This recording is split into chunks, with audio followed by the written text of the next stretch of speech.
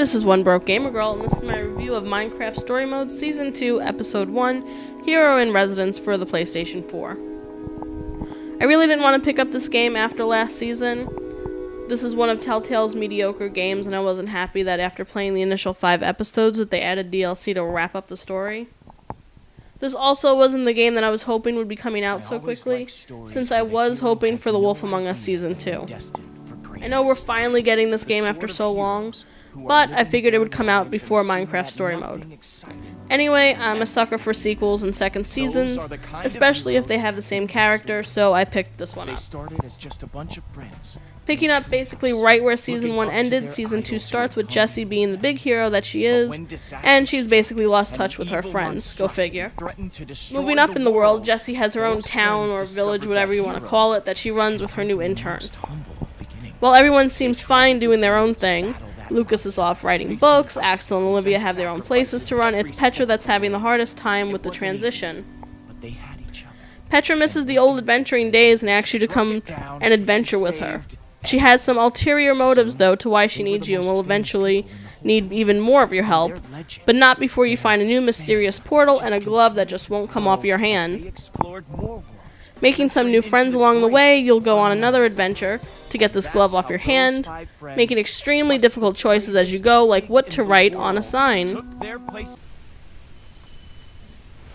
Here, maybe you could leave a warning or something?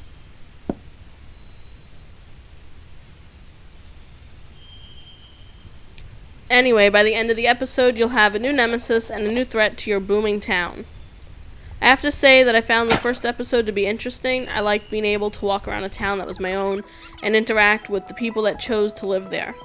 Also, there was a big festival celebrating Jessie, so that was pretty awesome. I also enjoyed the character development between Jessie and Petra and learning about how while everything seemed fine, Petra was actually suffering from the group's newfound fame and fortune. I did find the story to be a little on the cliche side though, as there's another big bad that you'll have to fight in order to save the world of Minecraft again. I know that every game has to have its big bad to fight, but it just seems like, I guess I have to save the world again. Other than that, I thought it was a pretty solid episode and a good start to a season that will hopefully be better than the last. Warning, this is nothing major, but I just wanted to put it out there that if you're like me and you beat your games, then delete them, especially if they're digital, and then transfer your saved data into the cloud, that the game will not pick up your saved data from the cloud, at least not on the PlayStation 4. I had to reinstall the first season, reinstall my data, because without the game being installed, you can't reinstall the data and then start Season 2. Not a big deal, but a little bit of hassle that hopefully you can now avoid. This game is basically the same thing as the first season, so the mechanics are the same, but there was some more building and some more crafting, and I found that to be some of the more interesting things you can do in this episode. The first season had some of this, but the second season seems to give you a little bit more freedom when it comes to this type of thing.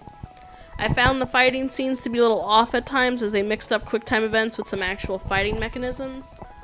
For these types of games, I think the QuickTime events work a lot better and they should stick with that. This was a bit of a problem last time around, and I would have at least thought it would have been fixed and it would just be QuickTime events for the fighting sequences, but it's not. Other than that, the game ran smoothly and there were no bugs or glitches when I played. The graphics were the same as last season, and just like last season, they worked because it fits into the whole Minecraft universe. This is a big thing when it comes to the Telltale games. The graphics have to feel like they fit into the genre of the game that they're developing, and this is one of the games where it works, and it works well. Play this episode from beginning to end, and you'll earn yourself your first 6 trophies for the season. Gone are the trophies from last year that make you do specific things, so you can just play how you want, and no matter what, you'll get the trophies. At the end of the season, you'll be getting yourself another platinum to add to your growing list of Telltale Platinum trophies. There is no multiplayer for this game, which I am eternally grateful for, but there is crowd play. Being that I'm lazy and still refuse to set up a Telltale account, I haven't tried this feature yet. If you have, feel free to tell me how it works down in the comments section below. Overall, I give this episode a 4 out of 5. Here's what's great about this episode. It's a strong start to the season, even though this was the case last season before it all went downhill. Also, it's nice being the big hero that everyone looks up to, and as Jessie, you kind of get to do this. There is also the fact that this episode was bug and glitch free, which is nice since with a Telltale game this can go either way. Not to mention that the graphics match the overall Minecraft feel and really work for this game. Here's what's not so great. The story, while there has to be a bad guy, seems a little cliche and copy and pasted from the last season.